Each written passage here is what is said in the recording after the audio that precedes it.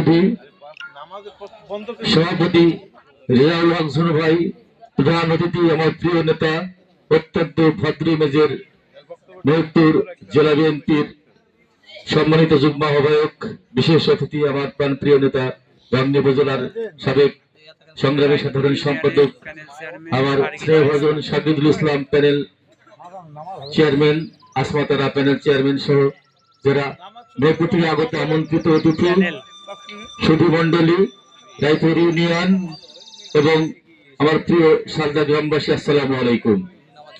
আপনারা জানেন যে গত 13 জুলাই 1923 সালে আমাদের ভারপ্রাপ্ত চেয়ারম্যান জনাব তারেক রহমান রাষ্ট্র মেরামতের জন্য 31 দফা কর্মসূচি ঘোষণা করেন। অর্থাৎ আমাদের যে 23 সালের 28 অক্টোবর আগের যে মহা যুদ্ধ বা ভূমিকম্পের আগেই কিন্তু আমরা এই সংস্কার প্রস্তাব রাষ্ট্র মেরামতের জন্য বাংলাদেশ জাতীয়তাবাদী দল বিএনপির কেন্দ্র ঘোষিত কর্মসূচি 23 জুলাই 2023 সালে আমাদের ভারপ্রাপ্ত চেয়ারম্যান তারেক রহমান ঘোষণা করেন। এই 31 দফার মধ্যে গুরুত্বপূর্ণ গুলা হচ্ছে আমাদের গ্রামের মানুষের উন্নয়নের জন্য শহীদ জিয়ার 19 দফা কর্মসূচির আলোকে আরো এটাকে সুবিস্তৃত করে 31 দফা কর্মসূচির যে ঘোষণা দেওয়া হয়েছে, তাতে মোটামুটি হলো যে সামাজিক মূল্যবোধ, সাম্য, ন্যায় বিচার, গণতন্ত্র এবং সমাজতন্ত্র। এর সঙ্গে পাশাপাশি দ্বিকক্ষ বিশিষ্ট ওয়েস্ট মিনিস্টারি সিস্টেম, আপনার দ্বিকক্ষ বিশিষ্ট সংসদ হবে, প্রাদেশিক সরকার হবে, তারপরে হচ্ছে আপনার জাতীয় সরকার গঠন করে হবে যারা নির্বাচিত হওয়ার সুযোগ না, যারা গণতন্ত্রের রাজনীতি করে না কিন্তু দেশের বিশেষ ক্ষেত্রে বিশেষ অবদান রাখে, বিজ্ঞান, সাহিত্যিক, তবে ব্যবসায়িক ধরনের খুবই সুশীল জাতীয় কিছু মেধাবী মানুষকে এই সরকারে সংযুক্ত করা হবে, যারা রাজনীতির ক্ষমতা না থেকে যেন তারা দেশ পরিচালনার সুযোগ লাভ করতে পারে। এটা হলো আমাদের তারেক রহমানের সৃষ্টি।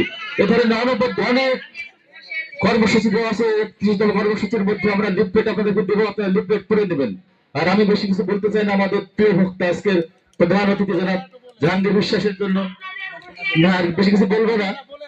আর জাহাঙ্গীর বিশ্বাসের বক্তব্য শুনতে খুবই ভালো লাগে। আসলে আমি এনাকে অত্যন্ত ছোটবেলা থেকে ফলো করি, মানে রাজনীতির একটা আইডল, ইমেজ, এত ক্লিন ইমেজের রাজনীতিবিদ, যার মুখ থেকে কোনো ধরনের প্রতিহিংসামূলক শব্দ আওয়ামী লীগের বিরুদ্ধেই না আর দলের বিরুদ্ধে নাই, তার মতো মানুষ আজকে আমরা মাইনাস হয়ে যাচ্ছে। আমার প্রিয় নেতা আসাদুজ্জামান বাবলু 34টা মামলা মাথায় নিয়ে রাজপথে আগলিয়ে রেখে আমাদেরকে সারাক্ষণ সেবা দিয়ে থাকে, তার মতো মানুষ আজকে রাজনীতি থেকে ছিটকে পড়ছে। কোথায় থেকে আমার নেতা বলছে তারেক রহমানের কথা বারবার বলে, তাকে মিথ্যা কথা বলা হচ্ছে যে তারেক রহমানের কমিটি। তারেক রহমান নিশ্চয়ই এই অ্যাডভোকেট কামরুল হাসানের প্রোফাইল দেখেননি, নিশ্চিত ভাবে বলতে পারি তারেক রহমানের কথা যদি সত্য হয় তার প্রকাশ্যে আমরা বিবৃতি দেখতে চাই, আমাদের এই অধিকার। তার কারণ তারেক রহমান বলছে যে মিছিলের শেষ যে কর্মীটা থাকবে সে একটা ভালো পদ পাবে এবং সামনে যে থাকবে সে নিশ্চয়ই ভালো পদ পাবে।